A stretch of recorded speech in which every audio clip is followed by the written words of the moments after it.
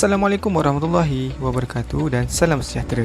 Saya Muhammad Amirul Siddiq bin Ambia 276592 mewakili kumpulan kami akan menerangkan tentang isu pengurusan perubahan dalam organisasi bagi subjek GMGM 3013 Hubungan Manusia dalam Pentadbiran.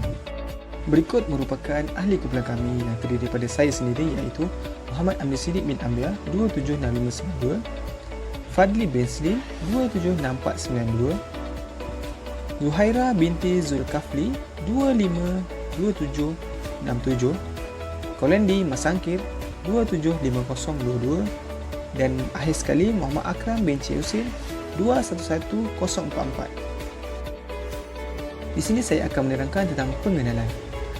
Organisasi yang sedang mengalami perubahan besar berkaitan dengan motivasi dan strategi membuat keputusan yang berkesan. Untuk dapat bertahan, organisasi mesti sentiasa menyesuaikan diri dengan Assalamualaikum warahmatullahi wabarakatuh dan salam sejahtera. Saya Muhammad Amirul Siddiq bin Ambia 276592 mewakili kumpulan kami akan menerangkan tentang isu pengurusan perubahan dalam organisasi bagi subjek GMGM 3013 Hubungan Manusia dalam Pentadbiran.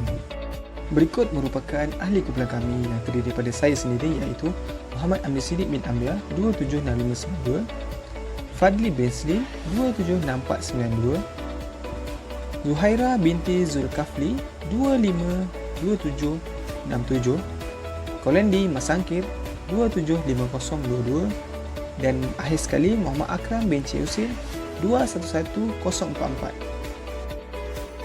Di sini saya akan menerangkan tentang pengenalan. Organisasi yang sedang mengalami perubahan besar berkaitan dengan motivasi dan strategi membuat keputusan yang berkesan. Untuk dapat bertahan, organisasi mesti sentiasa menyesuaikan diri dengan keputusan yang berkesan.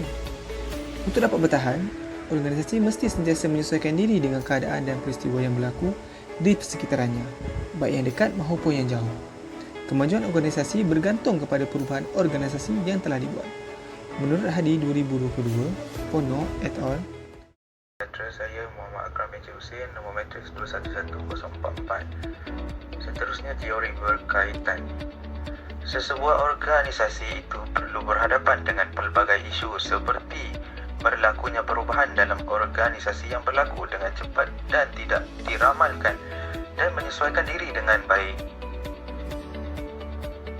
Kedua, perubahan yang membolehkan organisasi untuk merangka program, aktiviti atau strategi yang berkesan. Ketiga, sesebuah organisasi juga perlu menganalisis setiap faktor yang perlu diambil kira, termasuklah strategi perubahan yang akan digunakan bagi memperbaiki kedudukan sedia ada organisasi kepada kedudukan yang diinginkan.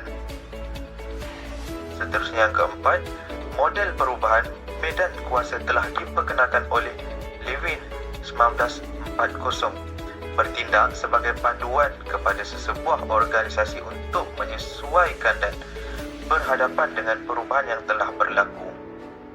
Seterusnya, langkah utama iaitu yang pertama dengan mencairkan keadaan semasa yang berlaku di dalam organisasi tersebut.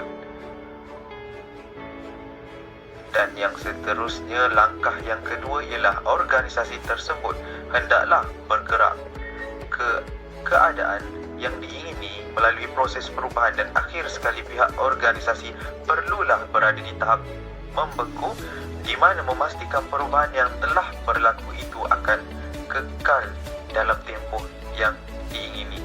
Sekian, terima kasih. Assalamualaikum dan salam sejahtera. Saya Fadli bin Slim, nombor matrik 276492, pelajar ijazah sarjana muda dengan kepujian dari UUM PES Kuala Lumpur. Dalam tugas saya ini, saya dikehendaki mengulas tentang contoh relevan yang berlaku dalam organisasi Proton. Yang pertamanya, perubahan organisasi adalah merupakan suatu perkara yang penting yang perlu dilakukan oleh sesebuah organisasi itu dalam memastikan perkembangan dan kejayaan organisasi mereka dapat dicapai. Yang kedua, pengurusan perubahan ini akan melibatkan semua pihak sama ada pihak pengurusan tertinggi, penyelia, pengurusan bahagian, kaki tangan bawahan, operator pengeluaran dan sebagainya. Yang ketiga, Perubahan boleh berlaku sama ada dari segi pasukan kerja, proses kerja, penggunaan sistem dan sebagainya, bergantung kepada kepentingan dan keperluan yang ingin dicapai oleh sebuah organisasi itu. Yang keempat, perubahan yang dilakukan oleh sesebuah organisasi itu juga turut boleh dipengaruhi oleh beberapa faktor, sama ada faktor dalaman dan juga faktor luaran.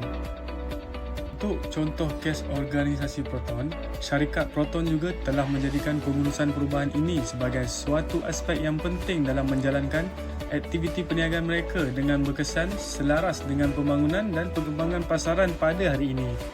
Perubahan terkini yang dilakukan oleh syarikat ini adalah dari segi peningkatan proses pembuatan produk mereka.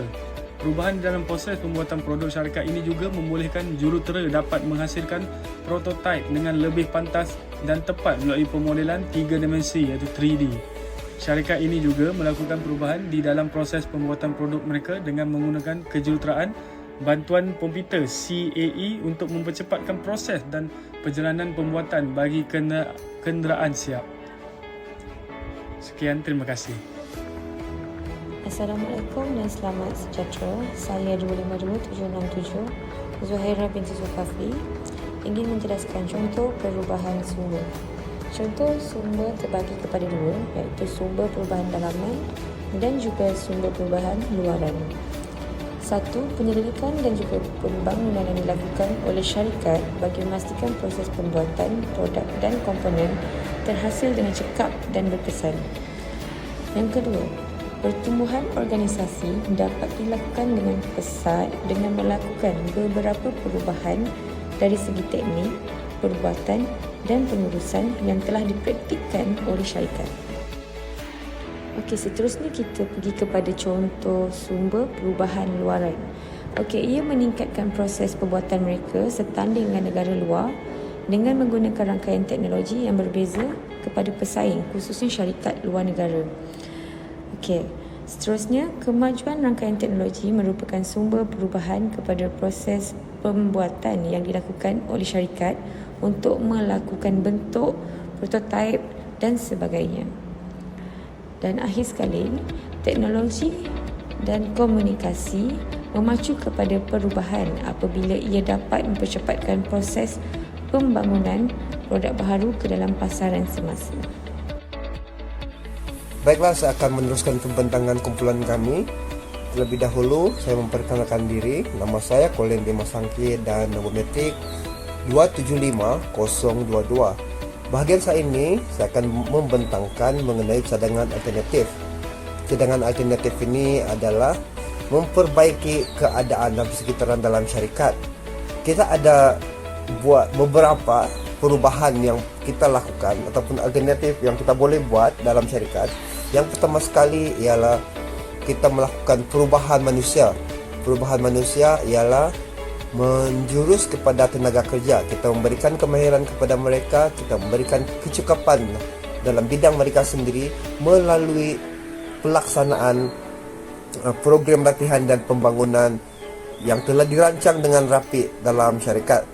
Yang seterusnya, kita juga telah boleh melakukan perubahan penstrukturan. Maksudnya di sini kita melakukan tindakan untuk mengawal secara sistematik terhadap pengurusan syarikat. Pengurusan syarikat yang kita maksudkan di sini ialah mengenai hubungan kuasa, kawalan, penyelarasan dan juga bentuk kerja di dalam syarikat.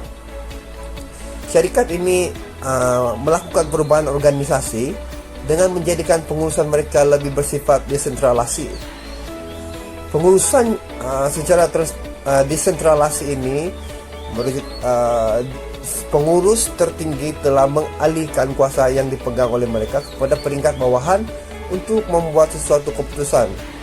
Dan maksudnya di sini pihak bawahan yang bertanggung jawab, yang bekerja di bahagian mereka, di bidang mereka, mereka memiliki kuasa yang lebih besar untuk menentukan apa yang sesuai dan apa yang patut di dalam bidang mereka itu sendiri. Okey. Yang seterusnya, kita telah mengenal pasti perubahan yang lain, iaitu melakukan pemulihan. Pemulihan pula merujuk kepada staf-staf yang baru. Staf-staf yang baru biasanya mereka tidak memiliki kemahiran yang tinggi lagi. Seringkali melakukan kesalahan yang kecil. So ini yang kita maksudkan mengenai perubahan pemulihan. Kita melakukan pemulihan, kita memberikan mereka kemahiran secara praktikal, latihan secara praktikal, supaya mereka dapat menjadi lebih orang yang berkemahiran, orang yang memiliki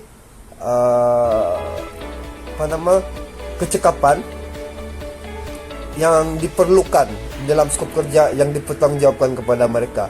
Dan yang terakhir sekali yaitu yang keempat, perubahan yang kita boleh lakukan ialah melakukan perubahan terhadap sistem pengurusan manusia dengan menggunakan sistem perkomputeran. Perkomputeran ini ialah penggunaan teknologi secara penuh dalam syarikat. Antara lain fungsi yang kita nampak ialah syarikat ini dapat mengawal dan menguruskan tenaga kerja dengan lebih berkesan. Selain itu, pengenalan sistem ini juga membolehkan syarikat menjalankan fungsi-fungsi pengurusan manusia dengan lebih cepat dan mudah. Dan yang paling penting sekali, syarikat ini melalui pengenalan teknologi ini, penggunaan teknologi secara penuh, mereka boleh ataupun syarikat dapat mengenal pasti ataupun memperolehi maklumat apapun yang mereka perlukan di dalam data mereka sendiri. Maksudnya di sini maklumat ataupun info-info yang diperlukan mengenai syarikat, mengenai pekerja, mengenai jadual kerja, permasalahan, mereka semua boleh detect ataupun mengesan kelemahan-kelemahan ataupun mendapat bentuk. Pengurusan perubahan memainkan peranan yang penting dan mempunyai fungsi tersendiri di dalam pembangunan dan perkembangan sistem organisasi itu. Antara sumber perubahan dalaman yang boleh mempengaruhi perubahan adalah disebabkan oleh aktiviti penyelidikan dan pembangunan yang dilakukan yang memacu kepada pengeluaran produk inovatif, tingkah laku tenaga kerja, penambahan baik proses kerja, pertumbuhan organisasi dan sebagainya. Bagi sumber perubahan luaran pula yang melibatkan undang-undang pembangunan teknologi dan komunikasi, globalisasi dan peningkatan persaingan. Sekian saja perbincangan daripada kumpulan kami. Terima kasih.